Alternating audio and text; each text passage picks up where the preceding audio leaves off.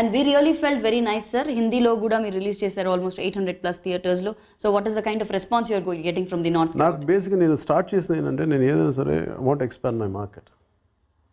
పెద్ద బడ్జెట్ వెళ్తున్నప్పుడు ఇప్పుడు ఫస్ట్ మీరు ఆలోచించాల్సింది నాకు హిందీ మార్కెట్కి వెళ్తే అదేదో కూర్చోబెట్టేసి మిగతా సినిమాలకు తెలుగులో చేసినంత చేసేయాలని ఫస్ట్ థాట్ ఉండదు నాకు. నేనేమంటానంటే ఇప్పుడు తమిళ సినిమాలు తెలుగులోకి వచ్చేసి ఆడేస్తాయి. ఇక్కడ వాళ్ళకి వాళ్ళు చాలా పెద్ద సినిమాలు తీయగలరు, రోబో లాంటి సినిమాలు తీయగలరు. మనమేమో ఇక్కడే కూర్చొని తెలుగులోనే తీసి తెలుగులోనే మార్కెట్ ఉంటే మనం తమిళకి ఎవరు ఒక సినిమాని అంత బడ్జెట్ రాదు. మనం ఎంత పెద్ద ఒక 40-50 కోట్లు పెట్టి సినిమా తీసినా కానీ తమిళ్లో దాన్ని కనీసం 50 లక్షలు కూడా కొనరు. అదే తమిళ్లో ఒక 20 కోట్ల సినిమా తీస్తే ఇక్కడ 20 కోట్లు లేదా 30 కోట్ల సినిమా తీస్తే ఆల్మోస్ట్ దాదాపు దాంట్లో 2/3 మార్కెట్ ఉంటుంది.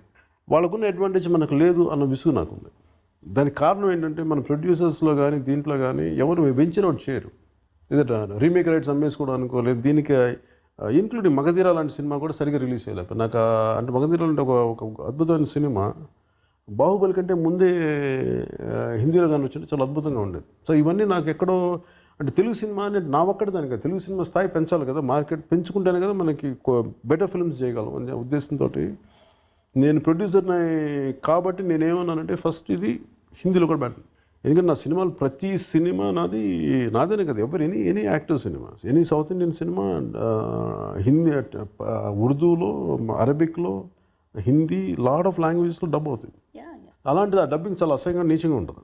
సో నేనేమనుకున్నానంటే ఫస్ట్ డబ్బింగ్ ఈ సినిమాది నేను చేద్దాను. ఎందుకంటే దానికి even it is huge market. Dubbing ఆ శాటిలైట్ రైట్స్ కూడా చాలా హ్యూజ్ క్వాలిటీ, చాలా హెవీ ఉంటుంది. ఆల్మోస్ట్ దాదాపు తెలుగులో ఎంత ఉంటుందో అంత ఉంటుంది నా హిందీ శాటిలైట్ రైట్స్.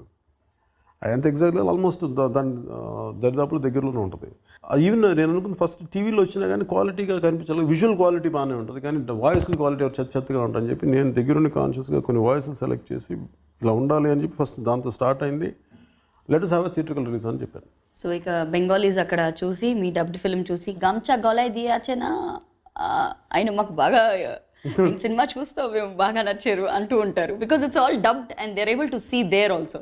అది నాకు అంటే ఫస్ట్ అది ఒక సినిమాని మనం తీస్తున్నప్పుడు దాన్ని తెలియజెప్పడం ప్రతి దానికి అందరూ ఊహించుకున్న టార్గెట్లు కాదు. నేను ఒక థాట్ ప్రాసెస్తో ఉంటాను, నేను అనుకుని నేను పంపించాను. అంతేగాని కూర్చోబెట్టి అది ఎగ్జాక్ట్ తెలుగు స్థాయిలో ఉండాలి అని నేను ఎప్పుడు అనుకున్నాను. ఏ సినిమా రిజల్ట్ గురించి కాదు, ఫస్ట్ ప్రాసెస్ స్టార్ట్ చేస్తాను. దాని రిజల్ట్ ఇప్పుడు నేను ఎప్పుడో ఫస్ట్ సినిమా వచ్చిన కొత్తలో నాకు మొదటి రోజున 30 కోట్లు వస్తే నేను కలగంటానండి.